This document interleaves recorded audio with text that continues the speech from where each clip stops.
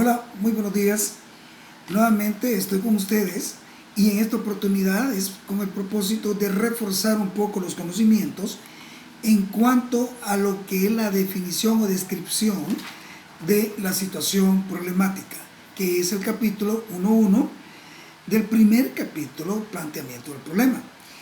La razón por la cual estoy tratando de reforzar esto es porque luego de haber leído más o menos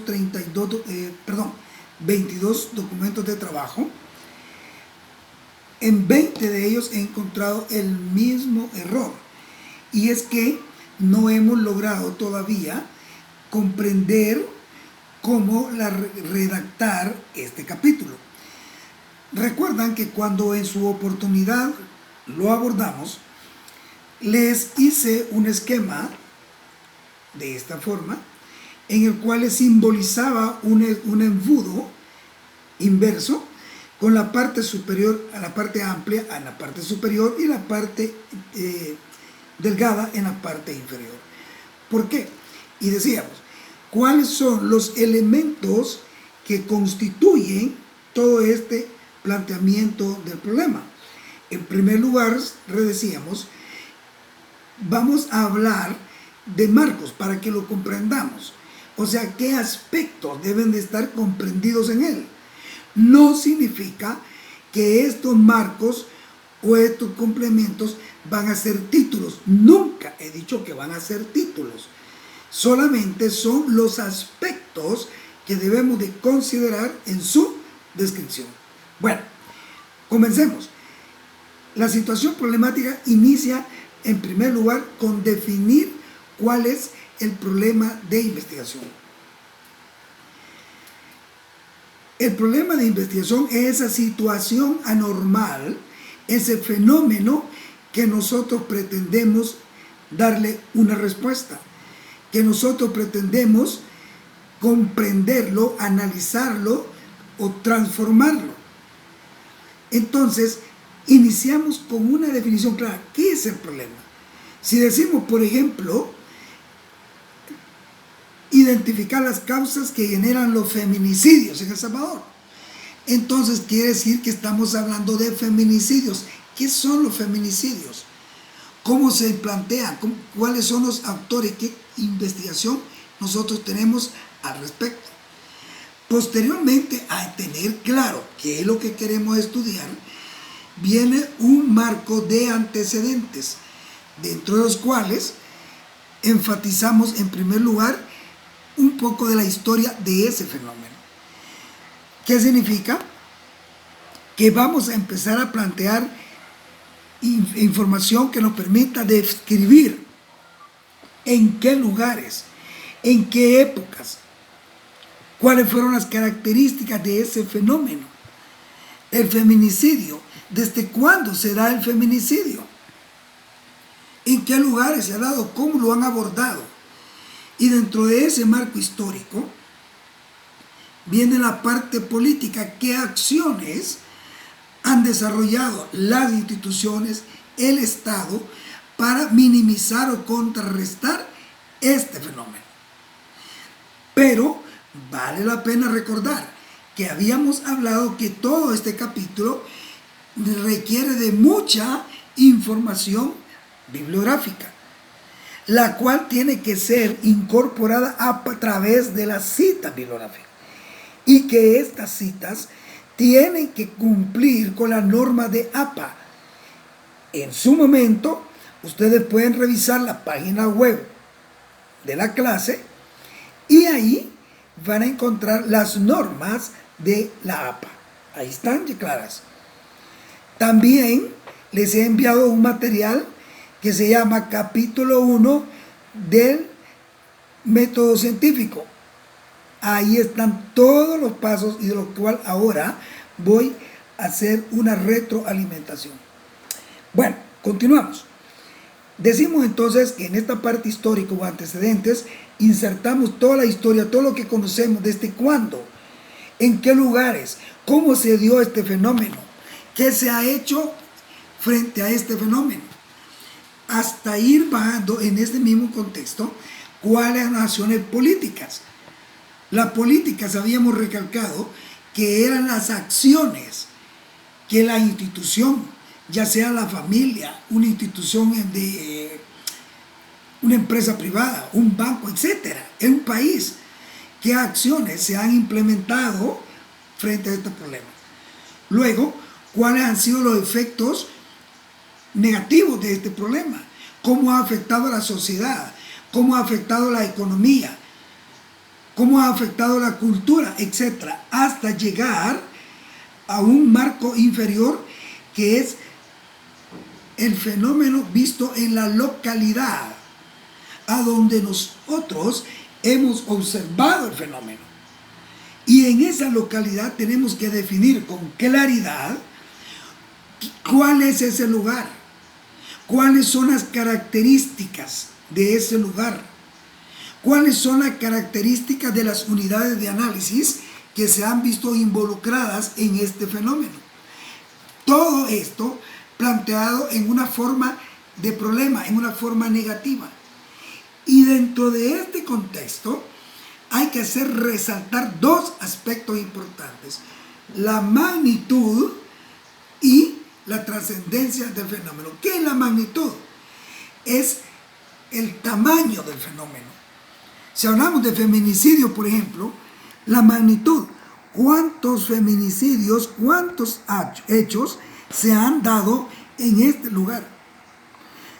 Algunos trabajos hablan de reprobación académica y dicen, vamos a hacer un estudio en la Universidad Evangélica. Ok, está bien, pero deben de definir cuántas reprobaciones se han dado para entender que el fenómeno allí está presente. ¿Cuántas reprobaciones, cuántos estudiantes han reprobado? ¿Cuál es ese índice de reprobación? ¿Cuáles son los efectos negativos de la reprobación? Para entender lo que es la trascendencia.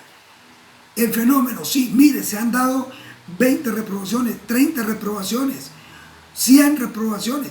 ¿Y cuáles son los efectos? 15 estudiantes se fueron, 15 estudiantes aplazaron, 15 estudiantes ya no estudiaron, etc. Esa es la trascendencia. Cuando todo eso está claramente definido, ahora tenemos ya acá el material fundamental y necesario para poder desarrollar los siguientes capítulos, el enunciado.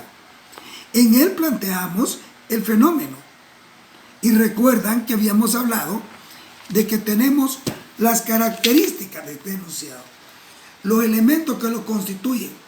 La característica es una pregunta, es una interrogante que no debe ser respondida con un sí o un no en forma inmediata. Por ejemplo, decir, ¿existe una reprobación académica en la Universidad Evangélica? La respuesta puede ser sí o decir no. El enunciado debe decir, por ejemplo, comienza con un adverbio. ¿Cuáles? ¿Cuántos? ¿En qué medida? ¿En qué nivel? ¿De qué forma? ¿Qué relación? Luego, la variable que vamos a estudiar. La variable, comenzamos con la variable independiente, que son las causas del fenómeno. Y luego, las unidades de análisis. ¿De quién estamos hablando? La unidad de análisis, el conjunto de personas, animales, plantas, cosas, instituciones que se ven afectados por el problema. Ok, ¿quiénes son? Luego, el lugar donde está o vamos a estudiar el fenómeno y el espacio de tiempo que lo vamos a abordar. Asimismo, después del enunciado, a partir de él establecemos los objetivos. Habíamos dicho que el objetivo general es el mismo enunciado. Únicamente le cambiamos el adverbio por un verbo en infinitivo.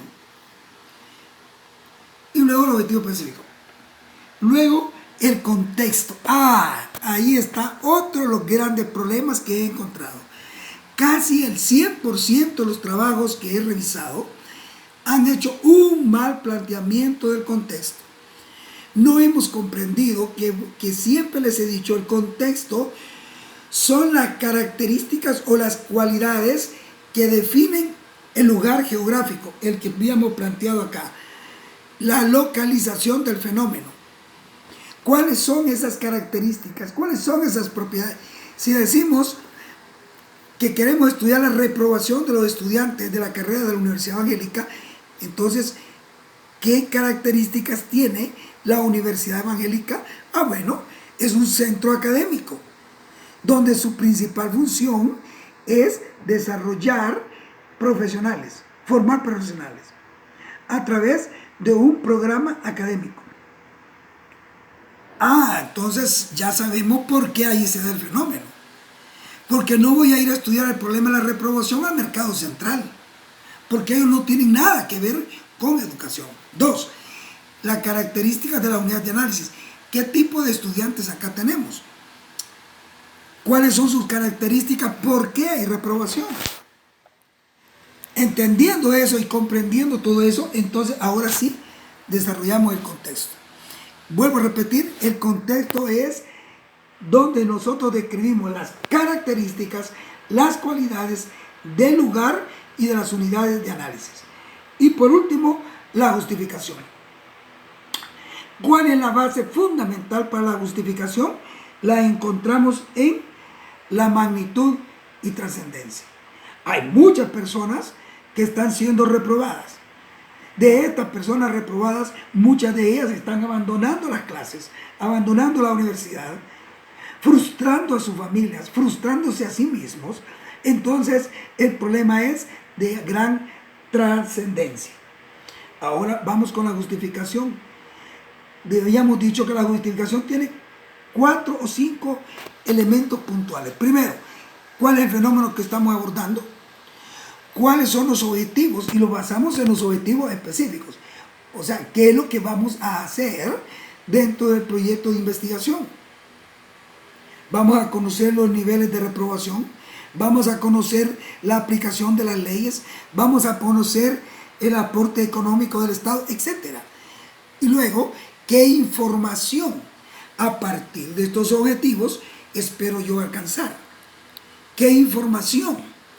Luego, deben aparecer a quienes les va a servir esta información, para quién es importante. Y finalizamos con definir en qué les va a favorecer. Algunos autores señalan que también en este capítulo podemos hacer énfasis que la investigación se justifica porque vamos a tener el apoyo de una institución, porque vamos a tener el apoyo de otra institución. Sin embargo, en mi carácter pienso que no.